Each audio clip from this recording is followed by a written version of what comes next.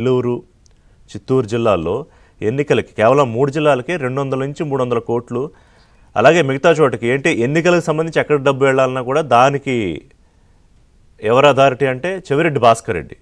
ఏది జగన్మోహన్ రెడ్డి అక్రమ అరెస్ట్ అన్నారు కదా మొన్న. చెవిరెడ్డి భాస్కర్ రెడ్డి అరెస్ట్ అయినప్పుడు పాపం భాస్కర్ రెడ్డి అన్న అరెస్ట్ చేశారు అన్నారు కదా.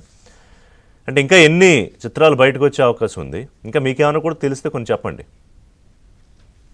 సార్. ఓకే సార్, అందరికీ పెద్దలు భానుమూర్తి గారికి, సత్యమూర్తి గారికి, అట్లానే పాతూరు నాగభూషణం గారికి, రిషి గారి, మీకు ఏబి అనే వీక్షకులకి కూడా ముందుగా నమస్కారాలు తెలియజేస్తా ఉన్నా. నమస్తే. ఇవాళ ఉద్యమాలే ఊపిరిగా బతికినటువంటి కేరళ నీతి నిజాయితీకి మారుపేరినటువంటి అచ్యుతానందన్ గారు, మాజీ ముఖ్యమంత్రి గారి మృతికి సంతాపం తెలియజేస్తా ప్రారంభిస్తా. ఇవాళ మనం భారతదేశంలోనే ఎన్నడూ కనీవిని ఎరుగునటువంటి పెద్ద మద్యం స్కామ్ చూస్తూ ఉన్నాం.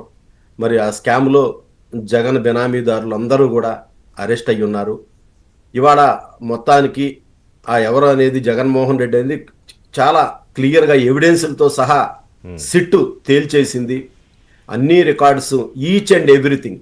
అతని డెన్స్ ఎక్కడ ఉన్నాయి, 6 డెన్స్తో పాటు అతని ప్యాలెస్ పక్కన ఉన్నటువంటి డెన్ను, అవన్నీ కూడా గుర్తించారు.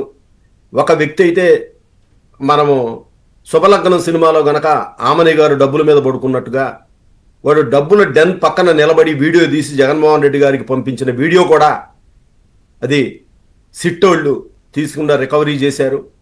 అలానే ప్రతిరోజు కూడా ప్రతి 60-70 కోట్ల అతనికి జగన్ కళ్ళ చూడకపోతే నిద్రపోయేవాడు కాదు. అత్యంత ఇదేంటంటే 99,000 కోట్ల మద్యం వ్యాపారం జరిగితే ఆంధ్రప్రదేశ్లో కేవలం 650 కోట్లు మాత్రమే డిజిటల్ పేమెంట్స్.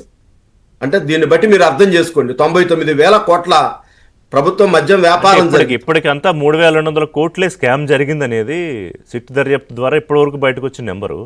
కానీ మీరు చెప్తున్న నెంబర్కి దీనికి చాలా మా ఇందాక సత్యమూర్తి గారు చెప్పినట్టుగా మా పెమ్మసాని చంద్రశేఖర్ గారు కేంద్ర మంత్రివర్యులు దీని మీద కాన్సన్ట్రేట్ చేసి అన్ని రికార్డు తెప్పించారు. అట్లానే మా పార్లమెంటరీ పార్టీ నాయకుడు శ్రీకృష్ణదేవరాయలు గారు పార్లమెంట్లో దీని గురించి మాట్లాడటమే కాకుండా అమిత్ షా గారిని కూడా కలిసి ఈడీ రావాల్సిన ఆవశ్యకతను కూడా వివరించాడు. కాకపోతే మనం ఇక్కడ ఒకటండి, ఆంధ్రప్రదేశ్ ప్రజలు కానీ అర్థం చేసుకోవాల్సింది ఏంటంటే జగన్మోహన్ రెడ్డి మనస్తత్వం. జగన్మోహన్ రెడ్డి అనేవాడు ఇవాళ జగన్మోహన్ రెడ్డికి ఇది అవినీతి కొత్త కాదు, స్కాములు కొత్త కాదు, జైలు కొత్త కాదు, బెయిలు కొత్త కాదు. అతనేమి బాధపడ్డ దాని గురించి అతను ఏమీ ఇది లేదు. అతను ఏమనుకుంటాడంటే సచారిచంద్రుడే మా ఇంట్లో పుట్టాడు, నేను అంతకంటే నిజాయితీ పరుడు, ఏంటి అసలు నా మీద ఈ అవినీతి ఆరోపణలు ఏంది, నాకు సన్మానాలు చేయాలి, శాలువాలు కప్పాలి, అసలు ఏంటి ఈ ప్రభుత్వం నా మీద ఈ కక్ష సాధింపు ధోరణి లేదు, ప్రజలను ఇంజెక్ట్ చేసి రెచ్చగొట్టాలని ప్రయత్నం చేస్తూ ఉన్నాడు.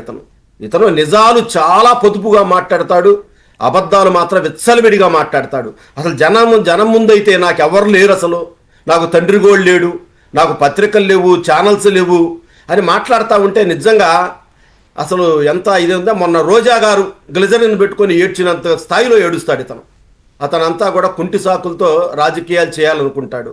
ఇవాళ జగన్మోహన్ రెడ్డి చేసిన దారుణాలు, అరాచకాలు చూస్తూ ఉంటే అసలు సత్యమూర్తి గారు ఇందాక కొన్ని లెక్కలు చెప్పాడు.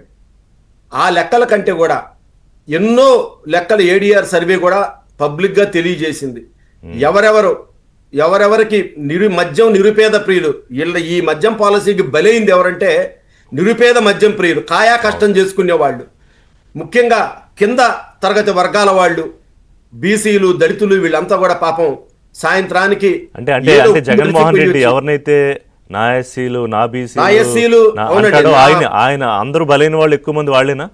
వాళ్ళేనండి, పూర్తిగా వాళ్ళే. ఇవాళ ఇప్పుడు నేను ఒకటే చేస్తాను, డబ్బున్నోడు ఎవడో అలా పెద్ద మందు కొనుక్కుంటాడు, వాడు ఏదో తాగుతాడు, అతను వస్తే పెద్ద హాస్పిటల్కి వెళ్తాడు, అతను ఏదో చిన్న తలకాయ నొప్పి వచ్చినా పోయి స్కానింగ్ చేసుకుంటాడు, తీసుకుంటాడు. ఇవాళ ఇక్కడ బలైంది జగన్మోహన్ రెడ్డికి ఎవరండి? బడుగు బలహీన వర్గాల వాడు. ఎవరైతే నా బడుగు బలహీన వర్గాలు అన్నాడు, ఇప్పుడు ఆ రోజు పురంధేశ్వరి గారు చెప్పినా, చంద్రబాబు నాయుడు గారు చెప్పినా ఇది పెద్ద స్కాము. ఈ విధంగా ఈ చీప్ లిక్కర్ తయారు చేసి ఈ ఆల్కహాలిక్లో